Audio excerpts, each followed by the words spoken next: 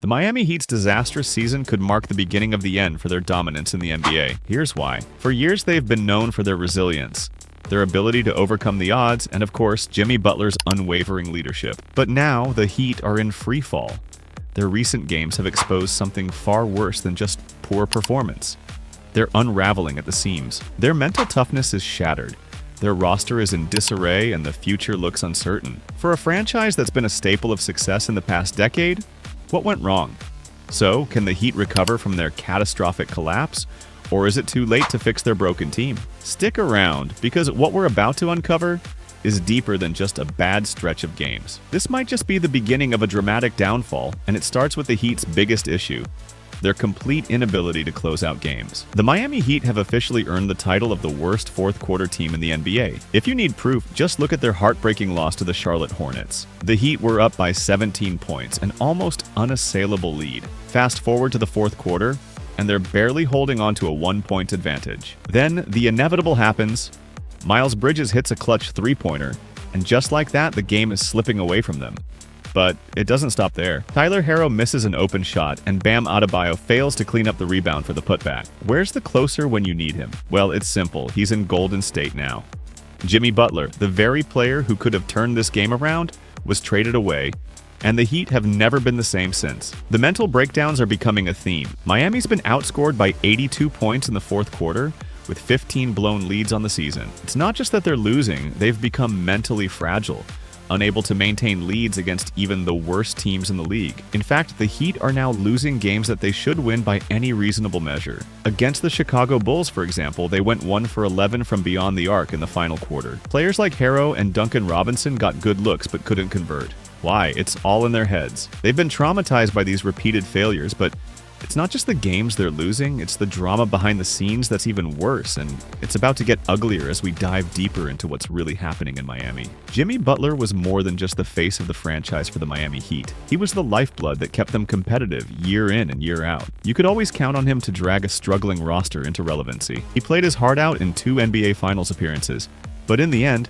Miami never truly valued him the way they should have. The Heat treated Jimmy like a tool, a means to an end. They pushed him aside when it became about money, refusing to offer him the max contract he wanted in his late 30s, and instead opting to save cap space for the future. The result? Butler was traded to the Golden State Warriors, where he's now thriving. Since joining the Warriors, Jimmy has elevated the game of several role players, taking the pressure off of Steph Curry and leading them to a dominant 13-2 record. But here's the kicker: Miami's been struggling without him. The Heat made a huge mistake. They didn't just let go of a great player, they let go of a culture setter. Jimmy Butler was the one player who could hold this team together, make the tough shots, and demand excellence. Now that he's gone, the Heat's culture is fractured, and without that leadership, they're sinking fast. But Jimmy's exit is just one part of the story. What happens next is even more troubling. Enter Terry Rozier. If you've been watching closely, you've probably noticed the dramatic fall-off in Terry Rozier's performance. This is the same player who, just last year, posted career highs of 23 points per game, 4 rebounds, and 7 assists. But now, it's like he's forgotten how to play basketball. Take his game against Cleveland, for example. Rozier went 0 for 8 in the second half, adding 3 cringe-worthy turnovers to his stat line. This wasn't just a bad game, it was a glimpse into the bigger issue that Rozier is now facing. Some speculate that the pressure of being investigated for potential game fixing might be playing on his mind. He's been at the center of some serious rumors, and the punishment for that would be a lifetime ban from basketball. Could this be affecting his play? As if things weren't bad enough, the Heat were counting on Rozier to be a consistent contributor in the backcourt, and yet he's struggling to even stay on the court, let alone carry a team. Miami's problems are becoming more complex by the day, and Rozier's issues only add to the pile of drama surrounding the franchise. So what does Miami do next? Do they tank and hope for a high draft pick, or is there another way forward? Well, the situation isn't as simple as it might seem. Now, here's the big question everyone's asking. Should the Heat tank the rest of the season? The temptation is there. If they miss the playoffs, they'll get a shot at a top draft pick, maybe even a chance to draft one of the most promising players in years. But here's the problem. The Heat don't actually control their draft future. Thanks to a trade involving the Thunder, Miami's 2025 first-round pick is protected. That means if the Heat miss the playoffs this season, they could lose that pick, and it could end up in OKC's hands. It gets worse. If Miami doesn't make the playoffs this year, they risk giving up 2 unprotected first-round picks in future drafts. One to OKC in 2026, and another to Charlotte in 2028. So if the Heat tank and fail, they could be giving away their future for a slim chance at a superstar. The real question here is tanking worth the risk? But what if tanking isn't the answer? What if the Heat need to make a big move instead? One that involves pulling off a blockbuster trade for an established star. Let's explore some of the names that have been linked to Miami recently. Miami has clearly been in trade talks ever since Jimmy Butler's departure, and rumors are swirling about the possibility of them acquiring a big-name player. The Heat have been linked to Kevin Durant, but is that really the answer to their problems? A trade package involving Durant could see the Heat sending out players like Andrew Wiggins or even Duncan Robinson in exchange for the star forward. Sounds tempting, right? But here's the issue. Kevin Durant is a phenomenal talent, no doubt, but is he the kind of leader Miami needs right now? Durant has been known for his preference to just hoop and not necessarily be the vocal leader a team like the Heat needs. After watching how Jimmy Butler turned this team around, Miami can't afford to gamble on another player who isn't a natural leader. The Heat's problems go beyond talent.